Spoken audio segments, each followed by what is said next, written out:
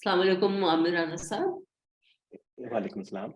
अच्छा, जैसे मैंने आपको पहले थोड़ा सा मुख्तसरन बताया था, ये पॉडकास्ट की एक पूरी एक हम्म। सीरीज है जो हम कंस्ट्रक्टिव जर्नलिज्म बेसिकली तो खैर इन द पर्सपेक्टिव ऑफ और द बैकड्रॉप ऑफ फ्लड्स 2022 ज्यादा कर रहे हैं। ओके। मगर जाहिर है कि बहुत सारी चीजें हम डिस्कस कर रहे हैं। तो with your background and everything, मैं चाहूंगी कि थोड़ा सा अगर आप अपना इंट्रोडक्शन करा दें और then we'll start the conversation. हाँ, बिल्कुल ठीक। मेरा नाम मोहम्मद आमिर राना है। तो अभी मैं डायरेक्टर हूँ Pakistan institute for piece studies का। और जो मेरा बैकग्राउंड मीडिया से ही है, और तकरीबन कोई प्रैक्टिस किया है मीडिया के डिफरेंट फॉर्म्स को, रिपोर्टिंग और न्यूज़ रूम्स और मैगजीन्स, अराउंड 14 ईयर्स। तो उसके बाद जो है एकेडेमिया और फिर मीडिया डेवलपमेंट सेक्टर में कुछ 6-7 साल, और साउथ एशिया रीजन में और ब्रॉडर रीजन्स के अंदर काम किया है। तो अभी जो मेरा फोकस है वो पॉलिटिकल इकोनॉमी के ऊपर है और सिक्योरिटी रिलेटेड इश्यूज को मैं ज़्यादा फोकस कर रहा हूँ, और डॉन न्यूज़पेपर के लिए रेगुलर जो है ऑफर कंट्रीब्यूट करता हूँ।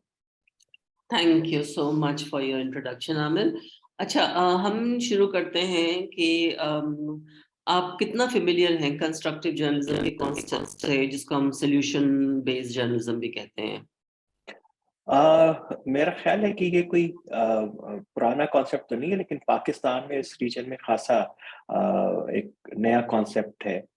इससे पहले मुख्तलिफ जो है टर्मिनोलॉजीज यूज होती रही, खास तौर के ऊपर चूंकि साउथ एशिया के अंदर कॉन्फ्लिक्ट ज्यादा है, तो यहाँ पे पीस जर्नलिज्म का एक डिसिप्लिन जो है खासा फेमस रहा है। मेरा ख्याल है कि ये उससे ज्यादा वाइड है स्कोप के अंदर, क्योंकि पीस जर्नलिज्म में एक एक्टिविज्म है, और कंस्ट्रक्टिव जर्नलिज्म के अंदर एक्टिविज्म की स्पेस कम है, बल्कि प्रोफेशनल और ऑब्जेक्टिविटी की स्पेस इसके अंदर ज्यादा क्रिएट की गई है, कि नेगेटिविटी जो है उसको रिमूव किया जाए, और कोशिश की जाए कि कंप्रिहेंसिवली चीज़ों को जो है कवर किया जाए, और पॉजिटिव अगर एस्पेक्ट्स हैं वो भी हाईलाइट किए जाए ताकि नेगेटिविटी कम हो। तो ये मेरा ख्याल है कि बिल्कुल नई बात है।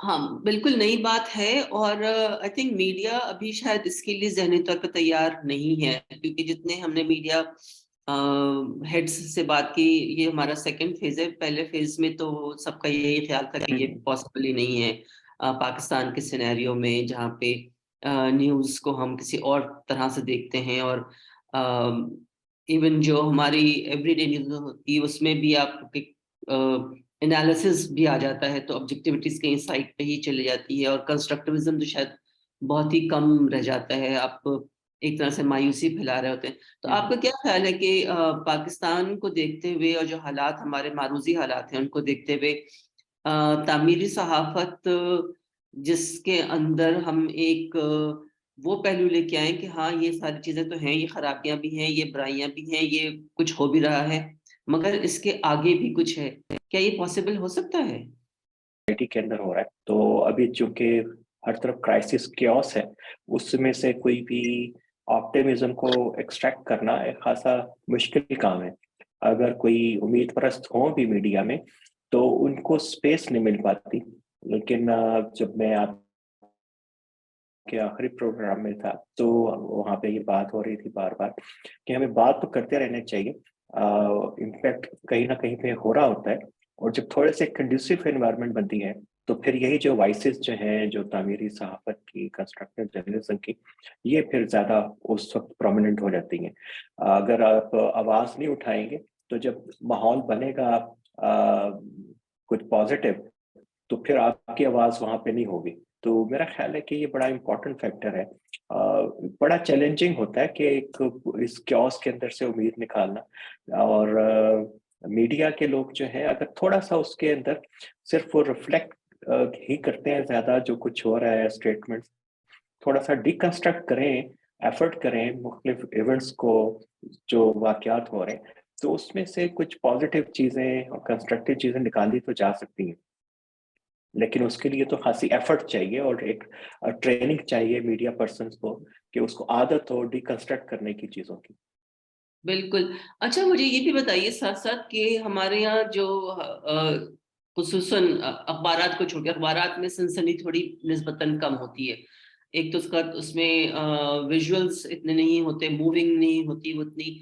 मगर जो 24/7 चैनल्स हैं हमारे, वो एक तरह से मायूसी भी फैलाते हैं। वो हकीकत तो बयान कर रहे होते हैं, मगर वो एक मायूसी का अंसर तो साथ साथ चल रहा होता है। तो क्या ऐसा हो सकता है कि और आपका ताल्लुक जो कि पूरा टेररिज्म, मिलिटेंसी, पीस बिल्डिंग, इन सब चीजों के साथ साथ आपने काम किया हुआ है। सो उन इश्यूज पे भी जब हम बात कर रहे हों, तो क्या ऐसा हो सकता है कि उसको हम थोड़ा सा एक ऑप्टिमिज्म की तरफ ले जाएं कि अच्छा ये जमीनी हकायक है, मगर हम इसके आगे, जैसे मैंने कहा कि आगे क्या, क्योंकि हमारा पूरा कॉन्सेप्ट यही कि ये तो हो रहा है, मगर इसके हम आगे क्या कर सकते हैं। So even in the perspective of like militancy, terrorism, security issues, आप अपने तजुर्बे से क्या बताते हैं? और being a media person yourself, so आपने तो दोनों हेड पहनी हुई है। बिल्कुल उसमें देखिए बड़ा स्पेस होता है खास तौर के ऊपर सिक्योरिटी से रिलेटेड या दहशतगर्दी के वाकयात हैं, इंतहा पसंदी के वाकयात हैं। उसके सिर्फ वो एक ही डायनामिक नहीं होती कि उसमें आप सिर्फ एक धमाका ही हो रहा है और नेगेटिव है, ब्लड है। और उसमें हमारा भी बहुत सारे पहलू होते हैं स्टोरी के। मसलन जब पेशावर के अंदर हमला हुआ था चर्च के ऊपर, तो उस वक्त पेशावर की पूरी रिलीजियस कम्युनिटी, वो खाशिया थे, सुन्नी थे, अहले हदीस थे, इवन के हिंदू, सब वहां पे ना सिर्फ सॉलिडारिटी के लिए गए बल्कि उन्होंने ब्लड भी डोनेट किया। तो ये एक बड़ी यूनिक थी। लेकिन ये इस तरह के पहलू कभी भी डोमिनेट नहीं हो सके। इस तरह के वाकयात हमारे सामने कोयटा के अंदर भी हैं कि दहशतगर्दी के चंद वाकयात हैं और वहाँ पे इसी तरीके से जो कम्युनिटी का रिस्पॉन्स था बहुत ही हौसला अफजा था। तो वो चीज़ें माइनस हो जाती हैं और फिर नेगेटिविटी गालिब आ जाती है। उसका नुकसान ये होता है कि जो पहले से ही एक चैलेंज है आपके सामने इंतहा पसंदी का, दहशतगर्दी का, जब आप पॉजिटिव साइड को हाईलाइट नहीं कर रहे तो मजीद जो है वो गहरी हो जाती है। खलीज जो है, गल्फ जो, उसमें बढ़ता चला जाता है और नफरतें मजीद फैलना शुरू हो जाती हैं। अगर उसके साथ साथ ये पॉजिटिव चीजें भी आ रही हों कि एक मखसूस जो सेगमेंट है सोसाइटी के हमारे कितना पॉजिटिवली उसमें रोल प्ले कर रहे हैं, तो मेरा ख्याल है कि थोड़ी सी नेगेटिविटी कम होगी और जो नेगेटिव फोर्सेस हैं उनके लिए भी मैसेज आएगा कि भाई कि सिर्फ मैदान उनके लिए खुला नहीं है, कुछ और लोग भी मौजूद हैं। ये तो सिर्फ एक साइड है। जो कि मैंने एक दौर के अंदर कोर्ट रिपोर्टिंग भी की, तो उसमें भी अक्सर ये होता था कि चूंकि हमारा माइंडसेट रिपोर्टर का ये होता है कि सनसनी वाली खबर और कोई ऐसी उस हो कि खबर जो है मेरी फ्रंट पेज के ऊपर आ जाए या कम से कम बैक पेज पे चली जाए, तो वो पॉजिटिव चीजें जो है बाज दफा वो हम इग्नोर कर देते थे। ये एक बाद में हमें एहसास हुआ कि उस वक्त जिस वक्त प्रोसीडिंग्स चल रही हैं, कोई जजमेंट आ रही है, तो उसमें कुछ चीज़ें पॉजिटिव भी हैं। लेकिन उसके अंदर फिर हम कभी सियासी जमातों के इन्फ्लुएंस में आते हैं। एक पॉपुलर नैरेटिव जो चल रहा होता है वो हमें इन्फ्लुएंस करता है कि हम हट के बात क्यों करें। ये अखबार, ये न्यूज़ चैनल तो इस तरीके से रिपोर्ट कर रहा है, तो मैं इसको क्यों इस तरीके से करूं। ये खासी चीजें मेरा कॉम्प्लेक्स है। इसमें ट्रेनिंग चाहिए, वो ट्रेनिंग नहीं है रिपोर्टर्स की।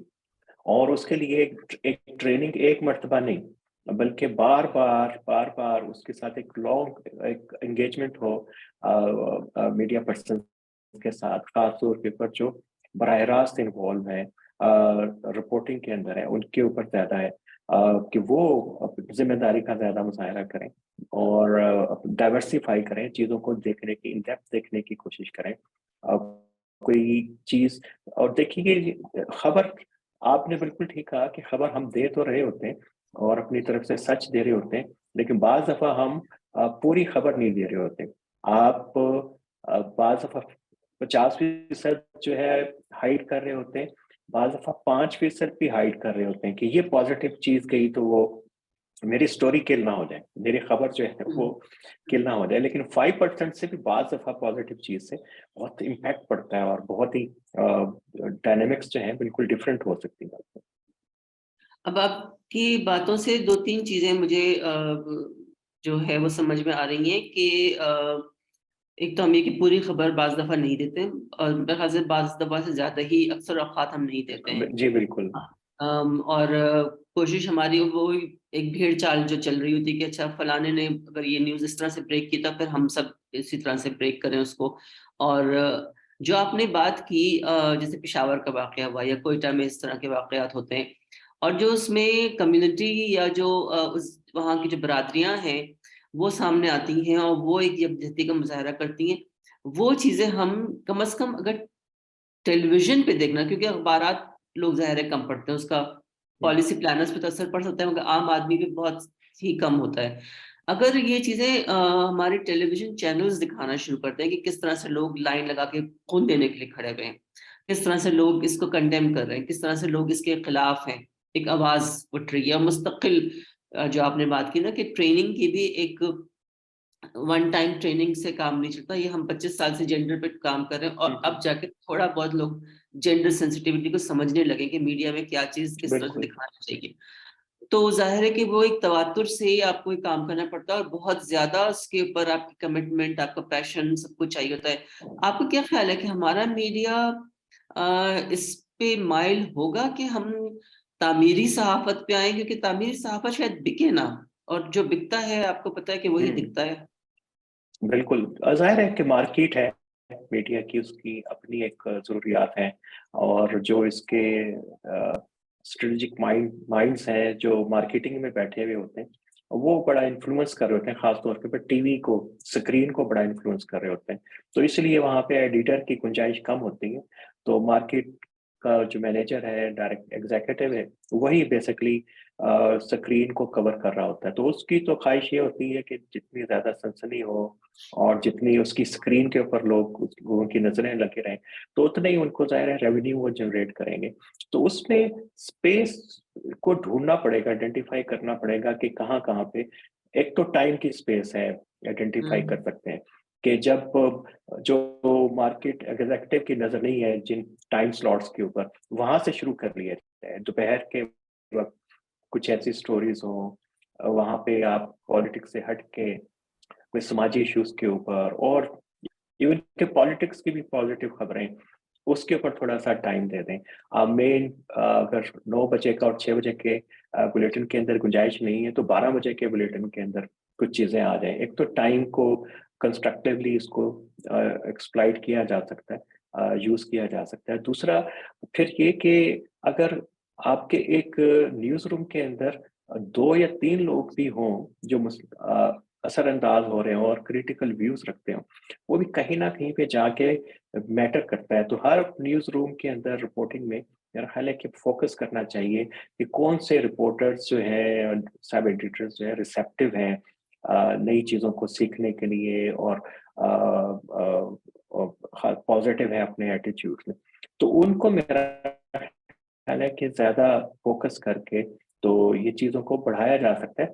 फिर वही बात आपकी कि आहिस्ता-आहिस्ता होगा, लेकिन आइडेंटिफ़ाई करनी पड़ेंगी स्पेसेस इसमें हमें, हम्म। और सही। ये कोई एक शायद आपका मुश्किल क्या काम ख्याल है नहीं कि है। प्रेशर ग्रुप सा बनाया जाए जो और मेरा ख्याल है इसमें ऑडियंस का भी बहुत बड़ा रोल होता है। अगर ऑडियंस भी हमारी थोड़ी एक्टिव, प्रो एक्टिव तो खैर बहुत दूर की बात है, एक्टिव अगर होना शुरू हो जाए कि हमें ये नहीं देखना, हमें ये जैसे आपको आपके सामने उस हुँ, दिन हुँ। हमने सर्वे पेश किया था कि हमारी हाँ, जो हाँ। नौजवान नस्ल है वो नहीं देखना चाह रही, वो डिप्रेशन हो जा रही है, वो लड़ाई झगड़े पे मावदा हो जाती है, वो उनके अंदर से बर्दाश्त और तहम्मुल का जो अंसर है वो खत्म हो रहा है। तो ऑडियंस को भी इस तरफ लेके आना मेरे ख्याल से एक बहुत अहम किरदार अदा कर सकता है तामीरी सहाफत में। मगर ये होगा कैसे, ये हम आपसे जानना चाहेंगे। देखिए, ये व्यूअर्स को और ऑडियंस को तो ट्रेन करना मेरा ख़्याल है ख़ासा मुश्किल है। ये तो पूरा आपके एजुकेशन सिस्टम के साथ जुड़ा हुआ है, और आपकी पूरी एक सिविक जो सेंसिबिलिटी है और सिटीज़नशिप है, उसके साथ जुड़ा हुआ ये सवाल है। उसमें तो रियासत की सतह पे, समाजी सतह के ऊपर जो तहरीकें हैं, सिविल सोसाइटी है, वो कैंपेन्स कर रही होती हैं, लेकिन फिर भी आपको मीडिया का ही सहारा लेना पड़ेगा। हाँ, वो आप जो है सोशल मीडिया हो या हम्म। मेन स्ट्रीम मीडिया हो, तो वो खासा काम फैल जाएगा, डाइवर्सिफ़ाई हो जाएगा। मेरा ख्याल है कि इसको फोकस रखा जाए सिर्फ मीडिया पर्सन्स के ऊपर ही, तो वहीं से मेरा ख्याल है कि उनको अपनी ऑडियंस मिल जाएगी। जो कंस्ट्रक्टिव जर्नलिज्म करने वाले हैं, उनकी एक ऑडियंस तो होगी, तो वो ज़ाहिर है कि एकदम से कनेक्ट कर लेगी मैग्नेट की तरह से। हाँ, वो शुरू में हम्म। थोड़े हों, फिर वो मल्टीप्लाई करना शुरू कर देते हैं। रिसोर्सेज और एनर्जीज, मेरा ख्याल है कि बाज़ दफ़ा सोशल चेंज के लिए जिस तरह के हम चाह रहे होते हैं कि मैस मूवमेंट्स हों, वो मेरा ख्याल है कि वो हमारी डोमेन से तो कम से कम बाहर है। सही। अच्छा, आपका जो पूरा काम है आमिर, वो ज़ाहिर है कि आपका जिस इंस्टीट्यूट के नाम से ही ज़ाहिर है कि पीस के ऊपर है, और आप इस वक्त आप पॉलिटिकल इकोनॉमी और बाकी सिक्योरिटी इश्यूज को भी देख रहे हैं। जब इन पे आप काम करते हैं तो आपका क्या ख्याल है कि चाहे हम इंतहा पसंदी की बात कर रहे हो, दहशतगर्दी की बात कर रहे हो, या हम अमन की बात कर रहे हो, इन सब में जेंडर का क्या रोल होता है? खवातीन और मर्दों पे इन चीजों का एक ही असर होता है या अलग अलग? बिल्कुल अलग है। इस पे तो बहुत सारी स्टडीज़ जो पाकिस्तान के कॉन्टेक्स्ट के अंदर भी हैं, ख़ास तौर के ऊपर ये कॉन्फ्लिक्ट के कॉन्टेक्स्ट के अंदर। तो जो ख़वातीन का रोल तो बड़ा पॉज़िटिव होता है, लेकिन उनकी इन्वॉल्वमेंट जो है रेज़ोल्यूशन के प्रोसेस में नहीं होती। और हम्म।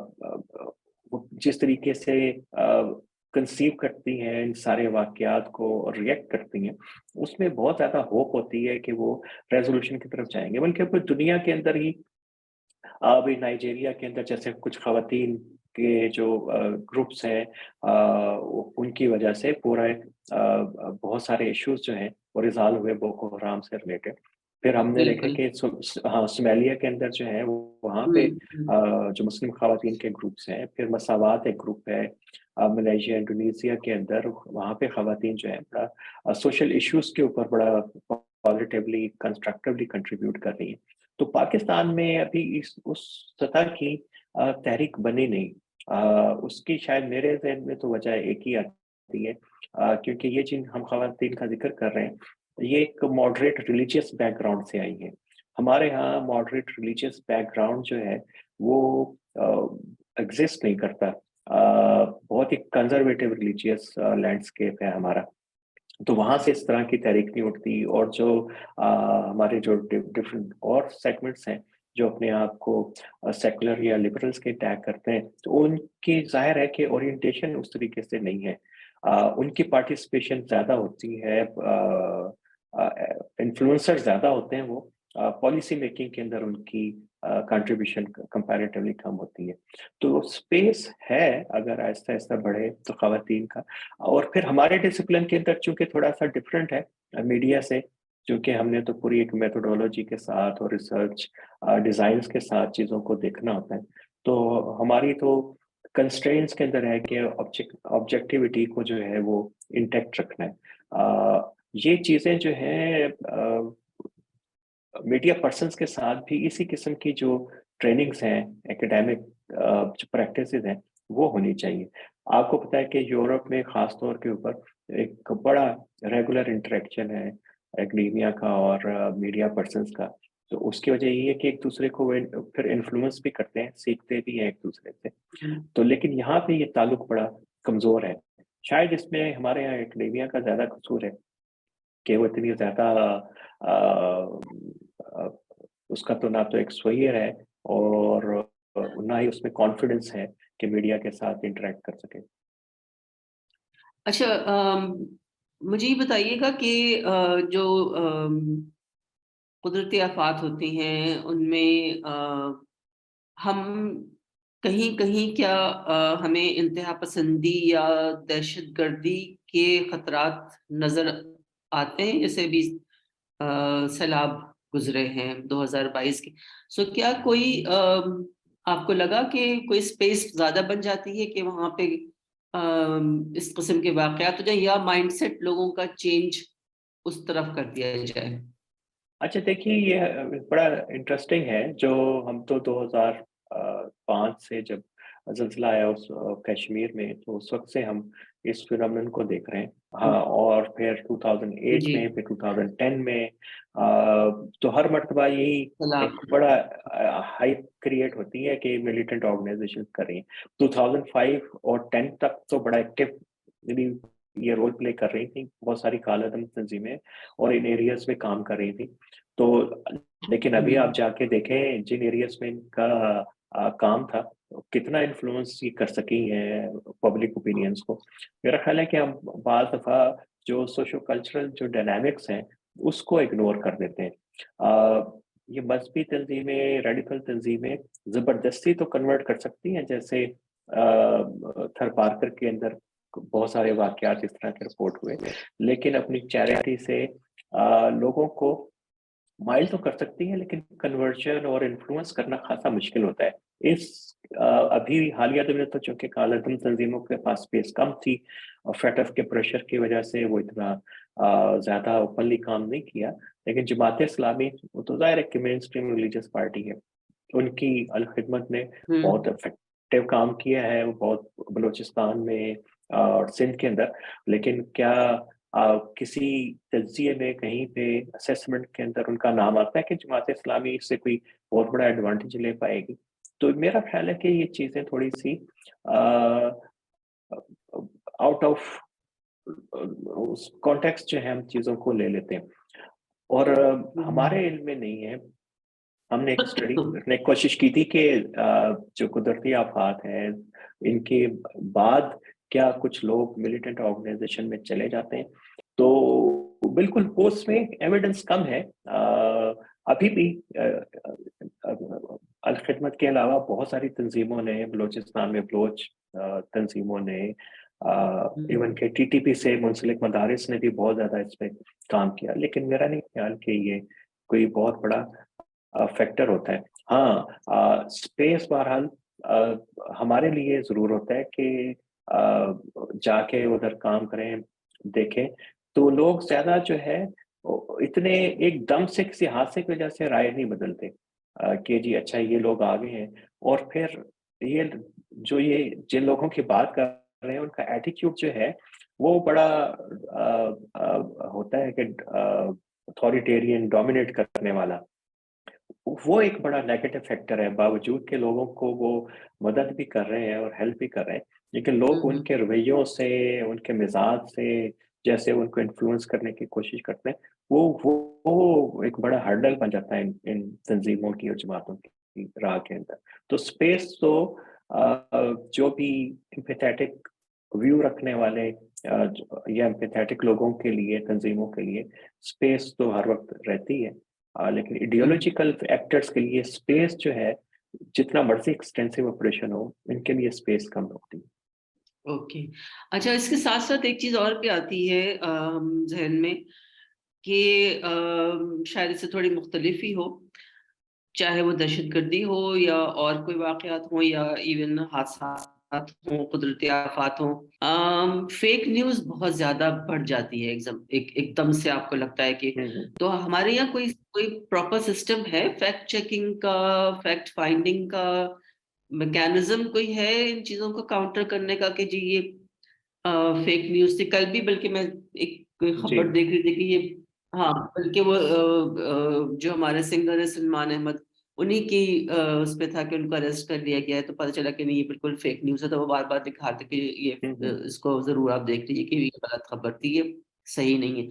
हमारे यहाँ है मीडिया में ये कोई फैक्ट चेकिंग का, फैक्ट फाइंडिंग का कोई मैकेनिज़्म? हाँ, वो मुख्तलिफ मीडिया ग्रुप क्लेम करते हैं कि उन्होंने के पास कुछ फैक्ट चेकिंग के की है, लेकिन वो प्रैक्टिकली एक्जिस्टेंस उनकी नहीं है और उसकी वजह ज़ाहिर है कि जिन मीडिया ग्रुप्स के पास ये दावा है, तो वो भी सिर्फ़ मुखालिफ मीडिया ग्रुप की खबर को दिखाने के लिए करते हैं, ओवरऑल जो है उसको नहीं करते।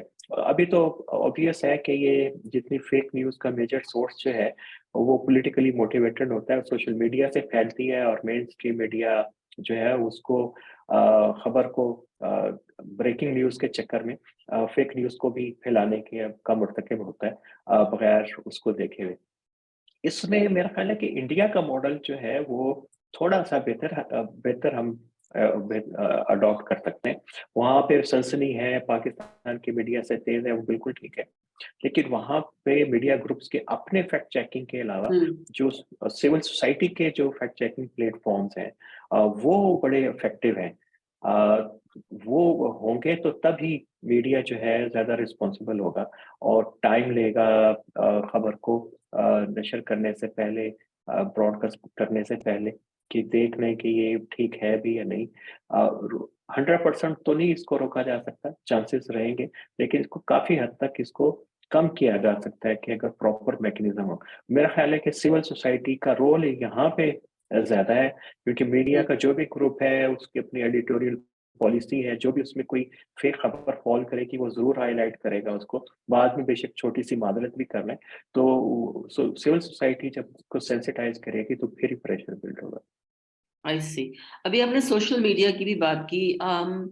सोशल मीडिया में जिस किस्म की ट्रोलिंग या मीम या थ्रेड्स और सारा कुछ खवातीन के साथ होता है, तो आप उसको क्या कहेंगे? ये सोशल मीडिया का मिलिटेंट बिल्कुल, ये तो है नेगेटिव ये, जो हाँ। स्पेशली मीडिया पर्सन जो है खवातीन उनके लिए? बिल्कुल, ये तो बहुत ही नेगेटिव है। एक तो हमें हमारे अपने सोशल जो कॉन्टेक्स्ट है, हमें पता है कि किस किस्म की यहाँ पे हालात हैं और तो फिर ख़वातीन के मुतल्लिक जो रवैया है, ख़ास तौर पे प्रोफ़ेशनल ख़वातीन हैं, काम करने वाली, उनके लिए क्या रवैया है। तो ये इसके लिए सेंसिटाइज़ेशन की कैंपेन जो है वो हो सकती है सोशल मीडिया के ऊपर ही। और लेकिन फिर मसला ये है कि सोशल मीडिया इस किस्म की खबरों को तो जल्दी प्रमोट करता है, लेकिन आप जो कैंपेन करना चाहेंगे, तो बड़ी कॉस्टली है। खबर फेक खबर को हम्म। जनरेट करना, ट्रोलिंग करना तो फ्री है, मुफ्त है। लेकिन उसको काउंटर करने के लिए हम्म। आपको पूरी कैंपेन चलानी पड़ेगी और उसमें खासी कॉस्ट इन्वॉल्व्स है। तो ये एक फैक्टर है, अगर सोशल मीडिया के ऑर्गनाइज़ेशंस को सेंसिटाइज़ किया जाए। 1-2 और के अंदर मुझे याद है कि एक फोरम था वाशिंगटन डीसी के अंदर, तो वो उन दिनों इन्फ्लुएंस करने की कोशिश कर रहे थे यूट्यूब को और गूगल को, कि ये जो एक्सट्रीमिस्ट मैसेजेस हैं, ये कितने डेंजरस हैं और ये कैसे उसको आप जो है आउटरीच उसकी बढ़ा रहे हैं। लेकिन वो अल्टीमेटली ये एक चीज़ जो मेरे एक्सपीरियंस में वहाँ आई कि आप इन्फ्लुएंस तो नहीं कर सके, लेकिन उन्होंने एक दरमियानी राह निकाली कि उसके लिए लीगल फ्रेमवर्क्स जो हैं वो इवॉल्व करना शुरू किए कि अ, क्या ये कोई अनलॉफुल चीज़ है? तो उसकी डोमेन के अंदर चीज़ें आ जाती हैं। मेरा ख़्याल है कि यहाँ पे कवानीन तो हैं हमारे यहाँ बेतहाशा, तो उसके ऊपर अगर इसको भी इस तरह की चीज़ें कंप्लेंट्स हों, बार-बार हों, तो मेरा ख़्याल है कि तभी ये चीज़ें होंगी और जिनकी ट्रोलिंग होती है, वो बहुत ही प्रोएक्टिवली इनको परस्यू करें और कोशिश करें कि कंप्लेंट हो, केसेस रजिस्टर्ड हो, तो तभी ये चीज़ें रुकेंगी। डेफिनेटली सिविल सोसाइटी का बहुत बड़ा रोल है इसमें। हमने हमें याद है कि हमने एक वुमेन मीडिया कंप्लेंट सेल बनाया था। Of course it was project related, मगर उसका हमें बहुत अच्छा रिस्पांस आया था, क्योंकि हमारा हमारा जो पूरा फोकस था वही था कि मीडिया में खवातीन के अगेंस्ट जो खबर आती है या सनसनीखेजी जो होती है, या जो एक तरह से फहाशी भी फैलाई जाती है उनके नाम से, हुँ, हुँ। तो वो इस तरह की चीजों की फौरन हमें कंप्लेन करते हैं, और हमने नंबर दिया था सारा कुछ किया था। तो वो काफी एक अच्छा एक हुँ, इनिशिएटिव था। बट ऑफ कोर्स किसी भी इदारे के पास अनलिमिटेड रिसोर्सेज नहीं होते, बिल्कुल। वो प्रोजेक्ट रिलेटेड ही होता है। तो वो 1 साल का प्रोजेक्ट था, वो 1 साल बहुत अच्छा चला, उसके बाद जाहिर है कि वो खत्म हो गया। तो कोई ऐसा मैकेनिज्म नहीं है, और हम कभी हुकूमत के साथ काम नहीं करना चाहते कि पेमरा, क्योंकि वो फिर हुँ, वो 4 चीजें अपनी भी इसमें बता देते हैं कि आप भी ये बिल्कुल। सारा कुछ भी डाल दें।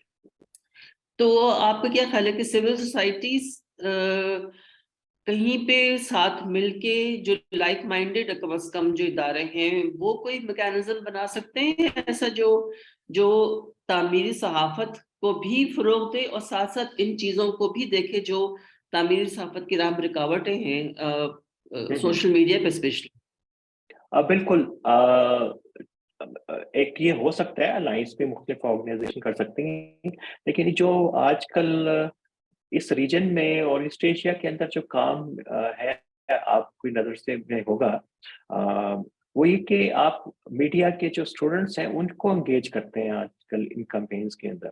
ये सब पाकिस्तान की कितनी यूनिवर्सिटीज़ हैं जहाँ पे जर्नलिज्म के डिपार्टमेंट्स हैं, मैस कम्युनिकेशन के डिपार्टमेंट्स हैं, पब्लिक एडमिनिस्ट्रेशन के डिपार्टमेंट्स हैं, जो जिनका फोकस ही सारा गवर्नेंस, मीडिया इस तरह के रिलेटेड इश्यूज से है। इवन के पॉलिटिकल साइंस के भी बहुत सारे स्टूडेंट, उनको सेंसिटाइज किया जा सकता है वहां जाके। तो वो क्योंकि ये वो सोसाइटी का वो तबका है जो थोड़ा सा विजिलेंट भी है और उसका कंज्यूमर भी है। तो चूंकि कंज्यूमर वही है, तो कंज्यूमर के अंदर से ही कोई आप फिनोमेनन डेवलप करें और विजिलेंस को इवॉल्व करें, तो मेरा ख्याल है कि ज़्यादा इफेक्टिव होगी। उनको ज़्यादा डायनामिक्स का भी पता है और कि होता कैसे है, तो वो मेरा ख्याल है कि बेहतर मॉडल बन सकता है। मीडिया और स्टूडेंट्स मतलब और एकेडमिया को फिर भी फिर हम साथ मेरा ख्याल रखें है कि अपने स्टूडेंट, हाँ बिल्कुल, स्टूडेंट्स को खास तौर के ऊपर फोकस करें, क्योंकि उन्होंने फिर स्टूडेंट। प्रैक्टिकली हाँ, जर्नलिज्म में क्योंकि भी हमने आना है। हमने जेंडर के लिए भी हमने, हाँ बिल्कुल, क्योंकि हमने जेंडर के लिए भी जितना काम किया हमने आई थिंक मुल्क के सारे यूनिवर्सिटीज के स्टूडेंट्स, स्पेशली मीडिया स्टडीज, बिल्कुल। जेंडर स्टडीज, इनके साथ हम्म। काम किया और इन्हीं को ट्रेन किया। तो कम से कम अगर 500 थे तो उसमें से एटलीस्ट 50 तो शायद बिल्कुल। सेंसिटाइज होते होंगे। सो हाँ आमिर, बिल्कुल। आखिरी सवाल आपसे मैं ये करना चाहूंगी कि आपको जो इदारा है, वो सिर्फ रिसर्च जब कर रहा हो, जब रिसर्च कर रहा होता है तो क्या सिर्फ वो डेटा देख रहा होता है या वो कोई इन डेप्थ एनालिसिस भी लेके आते हैं, जो जो ह्यूमन इंटरेस्ट स्टोरीज हो, जहाँ पे जेंडर की बात हो रही हो, या सिर्फ फैक्ट्स एंड फिगर्स पे ही हम चल रहे होते हैं? नहीं, वो डिपेंड करता है कि आप का मकसद क्या है रिसर्च का। तो बाज़ दफ़ा तो सिर्फ हम फैक्ट एंड फिगर्स के ज़रिए ही कोशिश करते हैं कि सिचुएशन वाज़ेह हो जाए। दोनों तरीके हैं, फैक्ट्स के ज़रिए भी और डाटा के ज़रिए भी हम एक्सप्लेन कर सकते हैं सिचुएशन को और बता सकते हैं कि हो क्या रहा है। और दूसरा ये है कि आपके दोनों तरीके, क्वांटिटेटिव और क्वालिटेटिव, हम उसको इख्तियार करते हैं, लोगों के पास भी जाते हैं। फिर ये है कि आपका जो पॉलिसी रिसर्च है बुनियादी तौर के ऊपर, वो उसकी डिमांड ये है कि आप अपने सॉल्यूशंस के साथ, रिकमेंडेशंस के साथ आएँ, कि आपका जो रिसर्च है वो किन आर्गुमेंट को सपोर्ट कर रही है, क्या चीज़ें रिकमेंड कर रही है, कहाँ पे गैप्स हैं और जिनको फिल किया जाना चाहिए, और कहाँ पे एडवांटेजेस हैं जिनको मैक्सिमाइज़ किया जाना चाहिए इश्यूज़ के ऊपर। तो पॉलिसी रिसर्च की तो ऑब्लिगेशन है कि ये कंस्ट्रक्टिव हो, अ उसमें रिकमेंडेशंस हों। बाकी कुछ रिसर्च है जिसमें अंडरस्टैंडिंग ज़्यादा होती है, कि अंडरस्टैंडिंग जो है वो, हाँ, वो पॉलिसी मेकर्स हों, मीडिया के लोग हों, सिविल सोसाइटी हो, पॉलिटिकल पार्टीज़ हों, कि उनकी अंडरस्टैंडिंग को एनहांस करने के लिए वो फिर ज़्यादा डाटा से भी होती है उस किस्म की रिसर्च। सो आप का क्या ख्याल है कि हम उम्मीद रखें कि हम कंस्ट्रक्टिव जर्नलिज्म की तरफ आज नहीं तो कल पहुंच पाएंगे?